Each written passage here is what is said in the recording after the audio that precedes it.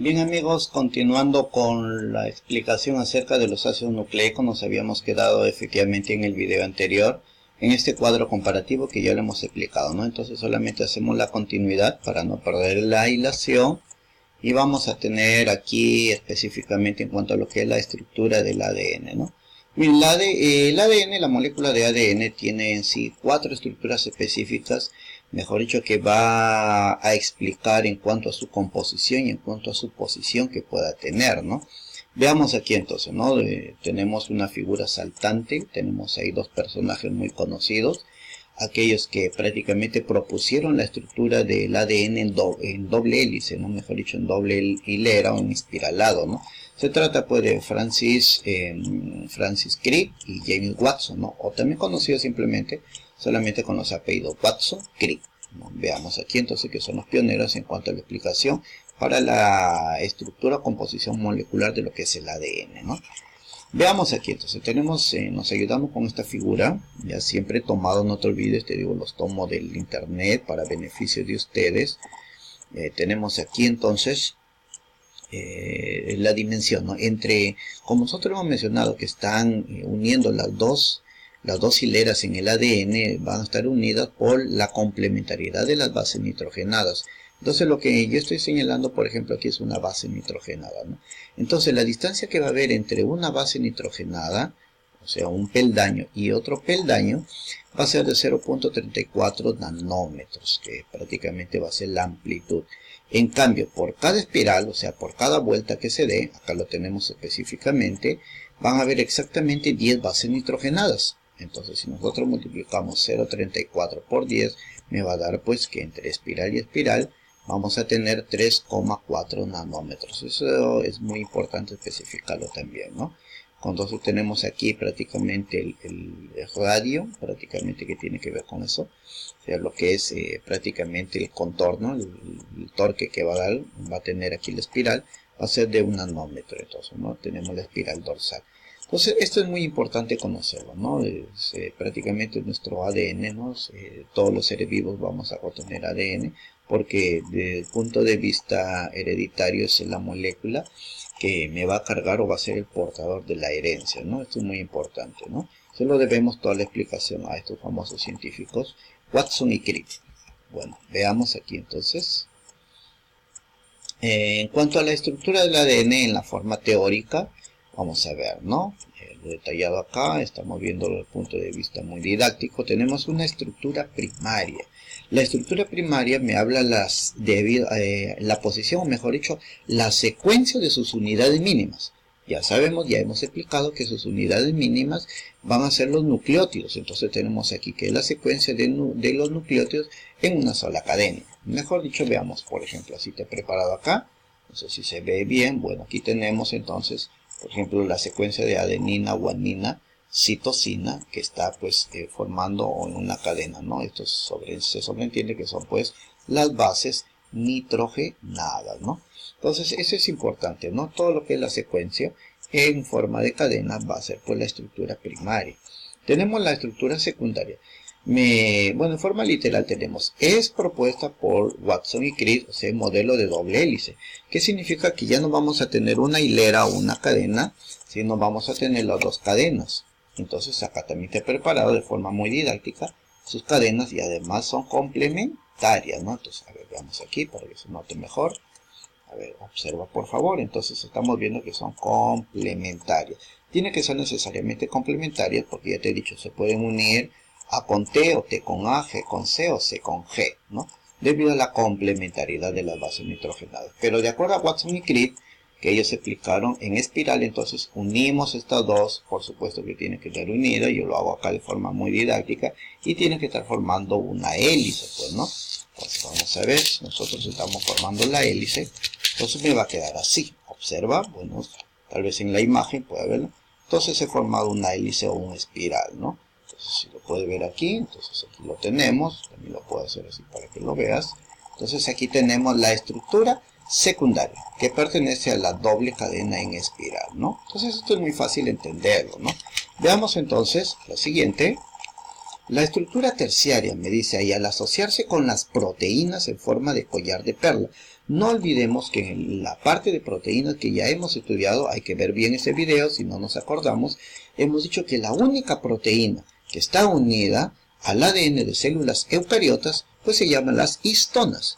Entonces, frente a esta cadena que tengo aquí, tiene que estar unidas las proteínas llamadas histonas cada cierto espacio, simulando que formaría como un collar de perla, ¿no? Entonces, a ver, si me permites, yo con la ayuda de un plumón, también te voy a hacer, pues, digamos, de color negro, lo voy a ejemplificar aquí, digamos, el collar de perla, ¿no? A ver, tenemos aquí, no sé si se vería bien.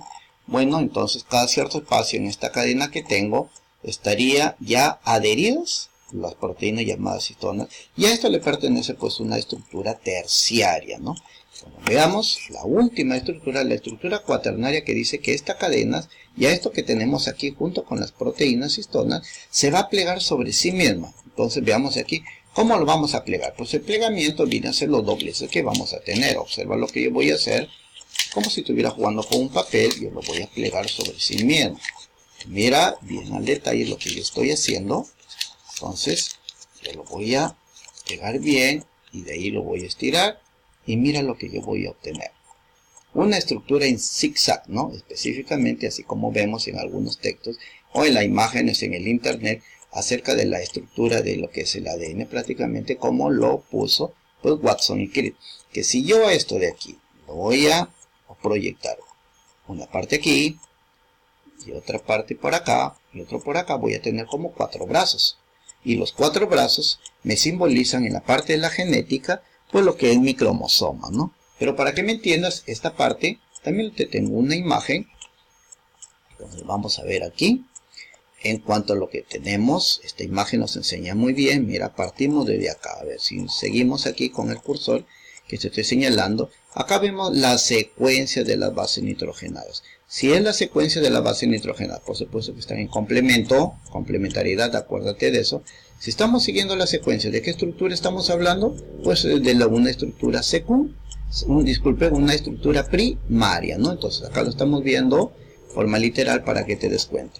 Pero si empieza ya el torque o el espiral, ya nosotros estamos deduciendo que se trata, a ver, aquí lo estoy siguiendo, se trataría entonces en espiral, según como nos presentó Watson y Crick, de la estructura secundaria, ¿no?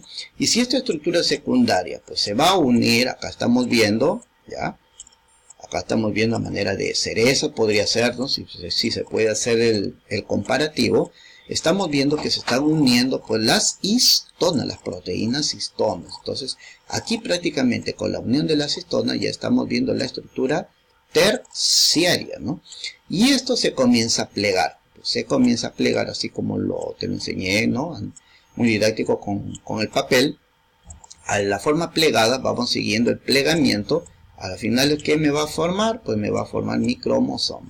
Con eso yo puedo deducir pues que el ADN forma parte o está formando prácticamente mi cromosoma. Por eso es que también decimos que los cromosomas son los portadores de la herencia, ¿no?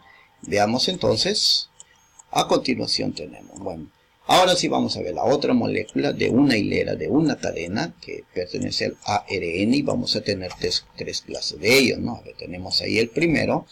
Tenemos al ARN mensajero o sub-M, que lo podemos denotar también, ¿no? Bueno, su función que tiene es portador del mensaje. ¿Quién le va a dar el mensaje?